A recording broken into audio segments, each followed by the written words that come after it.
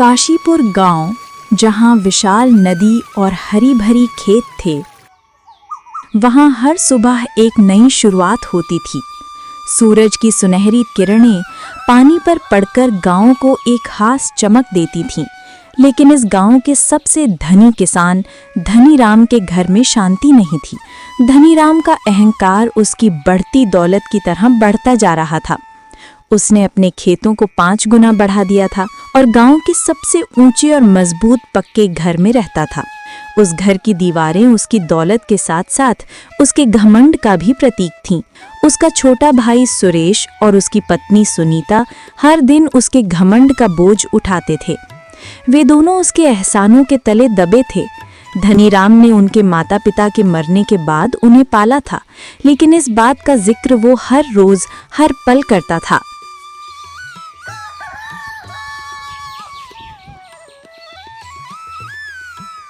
अरे ओ सुरेश, कहाँ मर गया? सूरज सिर पर चढ़ गया है और तू अभी तक बिस्तर पर पड़ा है। क्या तू भूल गया है कि तेरा काम मेरे उठने से पहले शुरू होता है? याद रख, जब तक मैं हूं तुझे आराम करने का कोई हक नहीं है। तू सिर्फ मेरी सेवा के लिए है, समझ ले। तेरी जिंदगी मेरे दिए टुकड़ों पर चलती है। सुरेश चुपचाप उठ गया। उसकी आंखें अभी भी नींद से बोझिल थीं, लेकिन वो जानता था कि बहस करने का कोई फायदा नहीं। उसकी पत्नी सुनीता भी डर से खड़ी हो गई। उसका चेहरा पीला पड़ गया था, जैसे कोई बीमार हो, और उसके माथे पर चिंता की लकीरें साफ दिख रही थीं। तुम क्या समझते हो? तुम मेरे भाई हो? तुम तो मेरे नौकर से भी बदतर हो। कम से कम नौकर तो अपने काम का पैसा कमाता है, पर तुम तो मेरे दिए खाने पर जीते हो। अगर मेरा दिल इतना बड़ा ना होता तो तुम सड़क पर भीख मांग रहे होते। सुरेश के लिए ये रोज की बात थी। हर सुबह की शुरुआत धनीराम के कड़वे बोलों से होती थी। सुरेश ने कभी पलटकर जवाब नहीं दिया, क्योंकि वो जानता था कि धनीराम का अहंकार उसके धन के साथ बढ़ता जा रहा था। उनके माता पिता बहुत पहले ही चल बसे थे और धनीराम ने ही सुरेश को पाल पोस कर बड़ा किया था। मगर जैसे जैसे धनीराम की जमीन जायदाद बढ़ी, उसका दिल सिकुड़ता चला गया। धनीराम की पत्नी नीलम भी इसी तरह की थी। उसके दिल में भी दया नाम की कोई चीज नहीं थी। उसने भी सुरेश को हमेशा एक बोझ ही समझा। देखिए जी, बाहर का मौसम बदल रहा है। लगता है तेज बारिश आने वाली है। इस निकम्मे से कहिए कि घर के बाहर की सारी कीचड़ साफ कर दे। अगर रास्ता गंदा रहा तो लोग क्या कहेंगे? हमारी इतनी इज्जत है और लोग कहेंगे कि धनीराम के घर के आगे गंदगी है। लोग हम पर हंसेंगे। नीलम की बातें किसी तीर की तरह सुरेश के दिल को छलनी कर देती थीं। वो जानता था कि नीलम और धनीराम उसे किसी काम के जानवर से ज्यादा कुछ नहीं समझते थे। सुबह से पड़ा हुआ है। इसे देखकर तो घर के पालतू जानवर भी इससे ज्यादा काम के लगते हैं। कहिए इससे उठकर सारा कीचड़ साफ करे, वरना बारिश में ये सब अंदर तक आ जाएगा। सुन लिया ना? जाओ और रास्ते का कीचड़ साफ करो। और हाँ, मेरे पशुओं के लिए भी चारा काट लेना। मुझे अभी खेत पर जाना है। सुरेश ने बिना कुछ कहे सिर झुकाया और बाहर निकल गया। उसका दिल भारी था। भाई की बातें उसे हर दिन तोड़ रही थीं, पर वो यही सोचता, भैया ने ही तो पाला है, उनका हक भी है मुझे डांटने का। हल्की हल्की बारिश की बूंदें अब गिरने लगी थीं। आसमान में घने काले बादल छाए थे। गांव की एक बूढ़ी औरत ने कहा, आज नदी का पानी बढ़ेगा। भगवान सबकी रक्षा करे। धनीराम खेत की ओर निकल पड़ा। सुरेश सुन, अगर बारिश तेज हुई और नदी का पानी घर तक आया तो सबसे पहले मेरे पशुओं को बचाना। तेरा सामान तो वैसे भी कोई काम का नहीं। अगर मेरी गाय भैंस मर गईं तो मेरा बहुत नुकसान होगा। सुरेश की आंखों में आंसू आ गए, पर उसने सिर झुकाकर कहा, ठीक है भैया, जैसा आप कहें। आपका हर हुक्म मेरे लिए सबसे ऊपर है। और हाँ, अगर खाना खाने का मन करे तो पहले मुझे खिलाना, तुम बाद में खा लेना। ये कहकर धनीराम वहां से चला गया। बारिश अब तेज होने लगी थी। आसमान में बिजली कड़क रही थी और हवा का जोर बढ़ रहा था। सुरेश ने जल्दी जल्दी घर के बाहर का रास्ता साफ किया, फिर पशुओं के लिए चारा काटने चला गया। उसके मन में सिर्फ एक ही बात थी, हे प्रभु, इस तूफान में हमारे घर बचे रहे। भले ही मेरा कोई सामान बह जाए, पर भाई का घर बचा लेना। उनके पास तो सब कुछ है। सुरेश की दया और भोलापन देखकर मानो बादल भी रो पड़े। बारिश और तेज होने लगी थी, लेकिन धनीराम को सिर्फ अपने खेत की चिंता थी। उसने दूर से देखा, पानी खेतों में भर चुका था। उसका मन और भी ज्यादा अशांत हो गया। अब की बार फसल मरी तो इस सुरेश को घर से निकाल दूंगा। बारिश की बूंदें अब मूसलाधार बन चुकी थी। नदी का पानी किनारों को तोड़कर बहने लगा था। उसी समय धनीराम घर लौट आया। उसका चेहरा गुस्से से लाल था। उसने आते ही देखा कि सुरेश ने अभी तक चारा नहीं काटा था। तुम किस काम के हो सुरेश? चारा नहीं काटा, अब मेरे पशु भूखे मर जाएंगे। भैया, बारिश बहुत तेज थी, माफ कर दो, मैं अभी काट लाता हूँ। धनीराम की आंखों में नफरत भर गई। उसने एक जोरदार लात सुरेश के पेट में मारी। सुरेश जमीन पर गिर पड़ा। उसकी पत्नी सुनीता दौड़ती हुई आई, लेकिन धनीराम ने उसे भी धक्का दे दिया। बस बहुत हो गया, आज से ये घर तेरा नहीं। निकल जाओ यहाँ से। मैं तुम पर और तुम्हारे परिवार पर एक दाना भी खर्च नहीं करूंगा। सुनीता गिड़गिड़ाती रही। भैया, हाथ जोड़ती हूँ, ऐसा मत करो।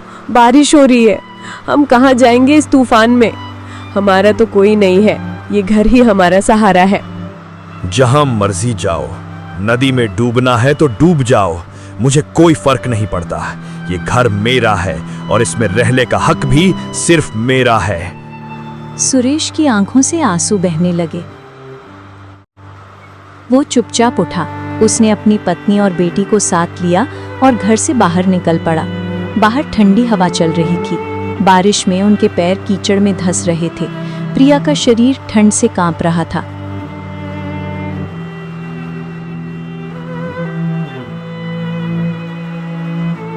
सुरेश धीरे धीरे नदी की ओर बढ़ गया।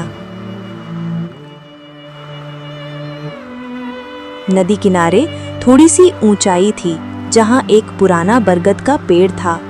उसी पेड़ के नीचे एक पुरानी झोपड़ी थी। यहीं रुकते हैं सुनीता। ये झोपड़ी भले ही पुरानी और टूटी फूटी है, पर हमारे लिए ये भी किसी महल से कम नहीं है।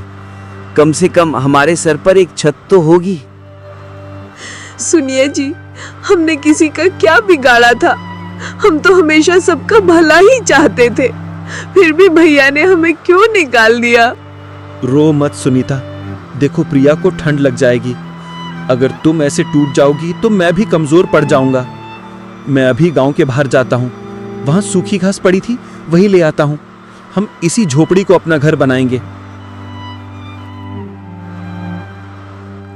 सुरेश, सुनीता और प्रिया नदी किनारे अपनी टूटी झोपड़ी में बैठे कांप रहे थे। प्रिया भूख से रोने लगी। उसकी आवाज सुनकर सुनीता भी रो पड़ी। सुरेश का दिल टूट रहा था। वो अपनी बेटी और पत्नी के लिए कुछ नहीं कर पा रहा था। वो गांव के बाहर बने कूड़े के ढेर तक गया। वहां लोगों द्वारा फेंकी गई सड़ी गली सब्जियां और पत्तियां पड़ी थीं। सुरेश में कांपते हाथों से उनमें से 2 आलू निकाले। एक आधा सड़ा हुआ था, दूसरा भी गला था, लेकिन उसके लिए यही अमृत था। उसने 2 और छोटे बैंगन उठाए, फिर वापस झोपड़ी की ओर लौट पड़ा। रास्ते में ठंडी हवा उसके भीगे शरीर में चुभ रही थी। बिजली चमक रही थी और अचानक बादल फटने जैसी गर्जना होने लगी। तेज हवाएं चली। बारिश की बूंदें मानो पत्थर बन गई हों। सुरेश किसी तरह झोपड़ी तक पहुंचा।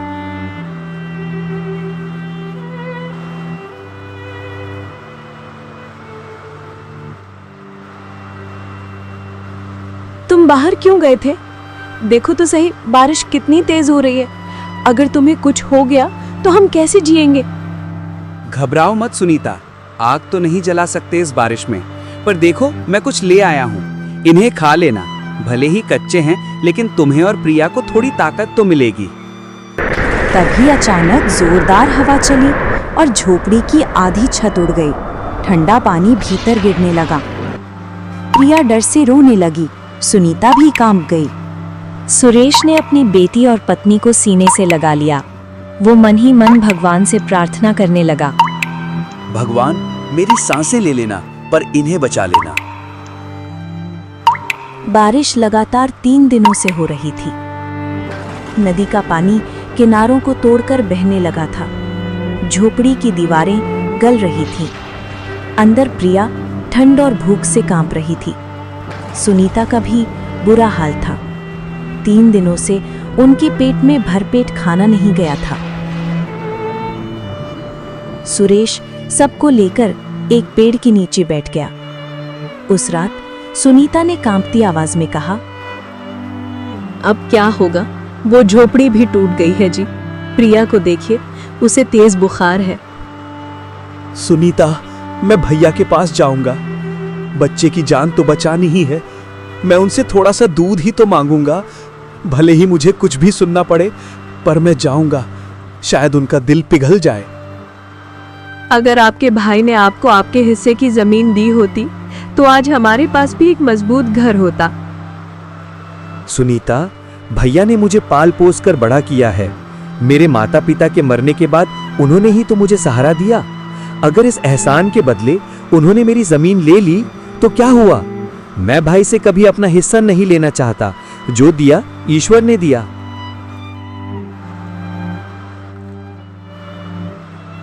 सुरेश रात में ही भाई के घर की ओर निकल पड़ा। रास्ते में घुटनों तक पानी था। बिजली की चमक में सब और भी डरावना लग रहा था। गांव के कच्चे रास्तों पर फिसलन थी, लेकिन उसके कदम नहीं रुके। वो भाई के घर पहुंचा। अंदर से बातों की आवाज आ रही थी। भैया, भैया दरवाजा खोलो। अंदर धनीराम अपनी पत्नी नीलम के साथ गर्म दूध पी रहा था। अभी ये कौन आ गया इस तूफानी बारिश में? जाओ जहां जाना है, मुझे कोई मतलब नहीं। धनीराम ने उठकर दरवाजा खोला। सामने सुरेश को देखकर उसका चेहरा लाल हो गया। क्यों आया है यहाँ? क्या चाहिए तुझे? दिन हो या रात, हर वक्त भीख मांगने चला आता है। भैया, प्रिया को तेज बुखार है। 3 दिन से बारिश में भीगी पड़ी है। उसकी सांस भारी हो रही है। झोपड़ी भी गिर पड़ी है। भैया, कुछ अनाज दे दो, कोई पुरानी चादर ही दे दो। बच्ची है भैया, उसकी जान बचानी है। चलो यहाँ से निकल जाओ। मरना है तो मर जाओ, मुझे तुम्हारी कोई फिक्र नहीं है। बारिश की बूंदें उसके आंसुओं के साथ बह रही थी। वो उल्टे पांव लौट पड़ा। गांव के कुछ लोग अपनी अपनी खिड़कियों से देख रहे थे। सुरेश ने एक घर के आगे जाकर मदद मांगी, लेकिन घर के मालिक ने तिरस्कार से कहा, जब तेरा अपना भाई ही तुझ पर दया नहीं कर रहा तो हम क्यों करें? चल आजा यहां से।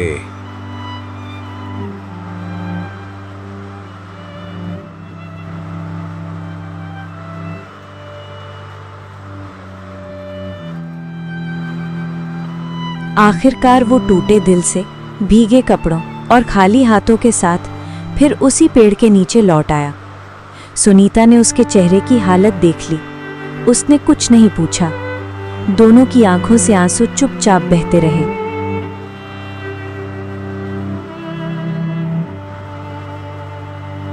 वह बेटी के लिए खाने का इंतजाम करने के लिए फिर से निकला। रात अंधेरी थी। रास्ते में गांव के बाहर एक पुराने मंदिर के पास उसने एक बूढ़े साधु बाबा को देखा। वो पूरी तरह भीग चुके थे। उनके बाल और दाढ़ी सफेद थे और वे ध्यान की मुद्रा में बैठे थे। बाबा, आप यहाँ क्यों बैठे हैं? इतनी बारिश में आप भीग जाएंगे। बेटा, कई दिनों से कुछ खाया नहीं। मुझे बहुत तेज भूख लग रही है। गांव में गया था पर किसी ने कुछ नहीं दिया। अब ये बूढ़ा शरीर जवाब दे रहा है। क्या तुम मेरी कुछ मदद कर सकते हो? सुरेश की आंखों से आंसू बह निकले। उसने कांपते हाथों से अपनी भीगी जेब टटोली। उसमें 2 बासी रोटी थीं, जिसे वह गांव के लोगों से मांग कर लाया था, जिन्हें वह प्रिया और सुनीता के लिए लाया था। लेकिन साधु बाबा की हालत देखकर उसका दिल भर आया। उसने दोनों रोटी साधु बाबा के हाथों में रख दिए। बेटा, तूने आज मेरी जान बचा ली। लोगों से मैंने भीख मांगी पर उन्होंने अपना दरवाजा बंद कर लिया, पर तुमने अपनी बेटी का निवाला मुझे दे दिया। भगवान तुझे बहुत देगा। बाबा, मेरे नसीब में देने के लिए कुछ नहीं है। जा बेटा जा, जो तूने मांगा है वो तुझे जरूर मिलेगा। ये मेरा आशीर्वाद है। सुरेश को लगा साधु बाबा शायद बुढ़ापे में भ्रमित हो गए हैं। वो चुपचाप आगे बढ़ गया। जब वो वापस उस पेड़ के पास पहुंचा तो उसकी आंखें फटी की फटी रह गईं। जहां वो पेड़ के नीचे उसके परिवार को छोड़कर गया था, वहां अब एक बड़ा सा पक्का घर खड़ा था। सुनीता वहीं बैठी थी। उसके चेहरे पर हैरानी और खुशी थी। सुनिए जी, ये सब कहाँ से आया? जब तुम गए थे तब तो कुछ नहीं था। अचानक बिजली कड़की, बादल गरजे और फिर ये घर जैसे भगवान ने बना दिया हो। सुरेश की आंखों से आंसू बह निकले। उसने आसमान की ओर देखा। सुनीता, आज मुझे एक बूढ़े साधु बाबा मिले थे। शायद वही फरिश्ता थे। मैंने उन्हें 2 रोटी दे दिया और उन्होंने ये वरदान दिया। ये उनका आशीर्वाद है। उस रात पहली बार सुरेश और सुनीता ने एक सुरक्षित घर की छत के नीचे बैठकर ईश्वर को धन्यवाद दिया।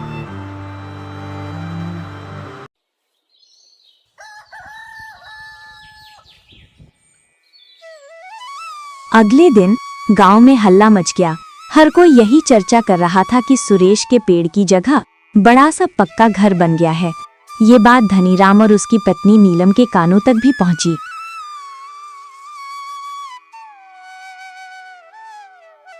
देखा जी, जिसने कम्मे को अपने घर से निकाला वो आज राजा बन बैठा है। अगर उसने उस बूढ़े साधु को कुछ दे दिया और उसे चमत्कार मिला तो हम क्यों ना ढूंढे उसे? हमें भी वरदान मिल जाएगा। धनीराम का दिल भी जल उठा। उसका घमंड अब उसे कचोट रहा था। उसने तुरंत कहा, हाँ नीलम, चलो उस साधु बाबा को ढूंढते हैं।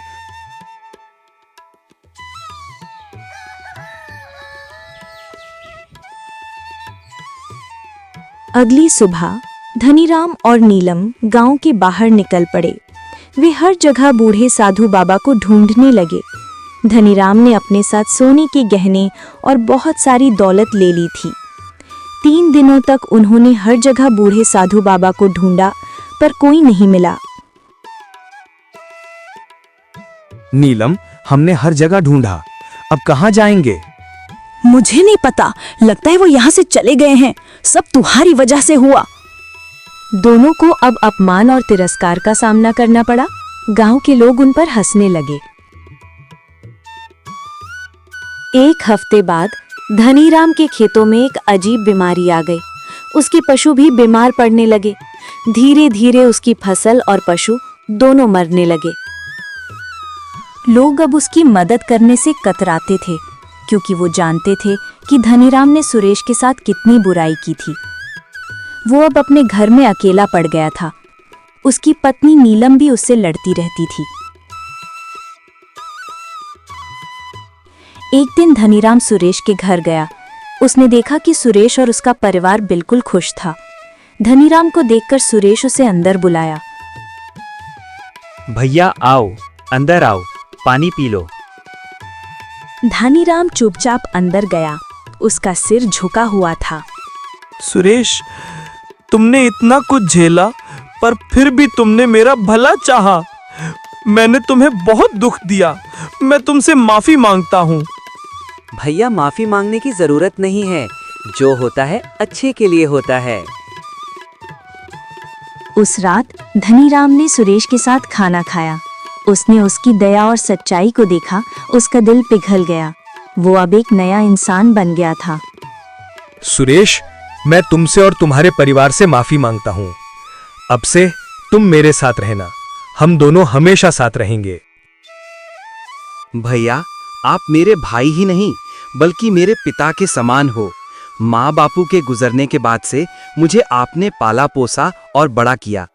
मैं आपकी बात कभी नहीं टाल सकता।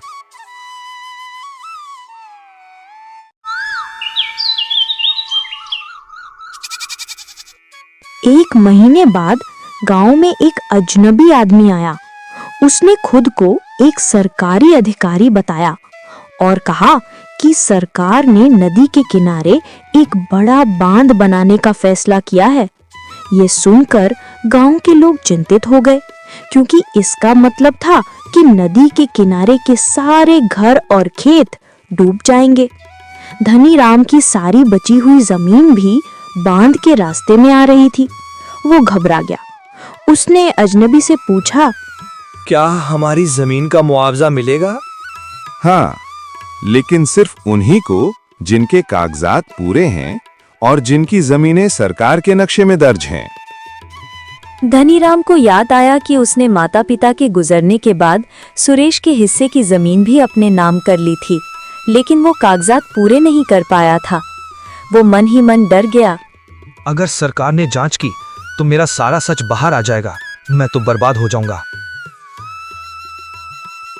वो सीधे सुरेश के पास गया। सुरेश का नया घर, जो चमत्कार से बना था, सरकारी नक्शे में दर्ज नहीं था। सुरेश, हमें फिर से एक होना होगा। सरकार बांध बना रही है, हमारा सब कुछ डूब जाएगा। भैया, मेरा तो वैसे भी कुछ नहीं है। अगर भगवान ने दिया है तो वो ले भी सकते हैं। इस बार सुरेश ने एक शर्त रखी। उसने धनीराम से कहा, भैया, मैं आपकी मदद करूंगा, लेकिन एक शर्त पर। हमें मिलकर गांव वालों की मदद करनी होगी। हमें उन्हें बताना होगा कि बांध बनने से उनका कितना नुकसान होगा और हम कैसे उनसे लड़ सकते हैं। धनीराम ने सिर झुका लिया। उसे लगा कि सुरेश उसका मजाक उड़ा रहा है। सुरेश ने एक योजना बनाई। उसने गांव के सभी लोगों को बुलाया और कहा, हमें सरकार को एक आवेदन पत्र देना होगा जिसमें हम सब अपने हस्ताक्षर करें। हमें बताना होगा कि हम बांध के खिलाफ हैं। ये असंभव है, सरकार से कोई नहीं जीत सकता। लेकिन सुरेश ने उन्हें समझाया, अगर हम सब मिलकर आवाज उठाएंगे तो सरकार हमारी सुनेगी। हमें अपने हक के लिए लड़ना होगा। धनीराम भी इस आंदोलन में शामिल हो गया। उसने पहली बार अपने घमंड को छोड़कर गांव वालों के साथ काम किया। ठीक है, हम आपकी बात सुनेंगे। हम एक समिति बनाएंगे जो आपकी जमीन का जायजा लेगी। समिति ने गांव का दौरा किया। उन्होंने धनीराम की जमीन के कागजात देखे और पाया कि उसने सुरेश की जमीन गलत तरीके से अपने नाम कर ली थी।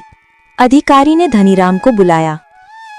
मिस्टर धनीराम, आपके कागजात पूरे नहीं हैं। आपने अपने भाई की जमीन गलत तरीके से अपने नाम कर ली है। धनीराम का चेहरा पीला पड़ गया। उसे लगा कि उसका सारा घमंड आज चकनाचूर हो जाएगा। लेकिन तभी सुरेश आगे आया। सर, मैं जानता हूं कि मेरे भाई ने गलती की है, लेकिन उसने माफी मांग ली है। मेरा भाई अब बदल गया है। हम मिलकर काम कर रहे हैं। अधिकारी ने सुरेश की ईमानदारी देखी। उसने कहा, ठीक है, मैं तुम पर विश्वास करता हूं। मैं तुम्हारी जमीन का मुआवजा तुम्हें दूंगा और तुम्हारी ईमानदारी की वजह से मैं तुम्हारे भाई की जमीन का भी मुआवजा दूंगा। धनीराम की आंखों में आंसू आ गए। उसे लगा कि सुरेश ने उसे एक नई जिंदगी दी है। सुरेश, तुमने मुझे बचा लिया। तुमने मुझे एक नया जीवन दिया। धनीराम ने अपनी सारी दौलत सुरेश को सौंप दी। उसने कहा, ये सब कुछ तुम्हारा है। सुरेश, तुमने इसे कमाया है। भैया, हमें दौलत नहीं बल्कि एक दूसरे का प्यार चाहिए। हमें एक साथ रहना चाहिए। दोनों ने एक दूसरे को गले लगा लिया। अब धनीराम का दिल सुख और शांति से भर गया था। वो अपनी दौलत को सही तरीके से इस्तेमाल करने लगा। उसने गांव में एक स्कूल खोला जहां सभी बच्चे मुफ्त में पढ़ते थे। ये कहानी हमें सिखाती है कि दान, दया और करुणा का फल कभी व्यर्थ नहीं जाता, जबकि घमंड और लालच अंत में सिर्फ विनाश लाते हैं। अगर आपको ये कहानी पसंद आई हो तो लाइक करें, अपने दोस्तों के साथ शेयर करें और अपनी राय कमेंट में बताएं। आपका साथ हमें और भी मजेदार और प्रेरणादायक कहानियाँ लाने की ताकत देता है। तो सब्सक्राइब करके हमें और ज्यादा मेहनत करने का हौसला दें। Thanks for watching.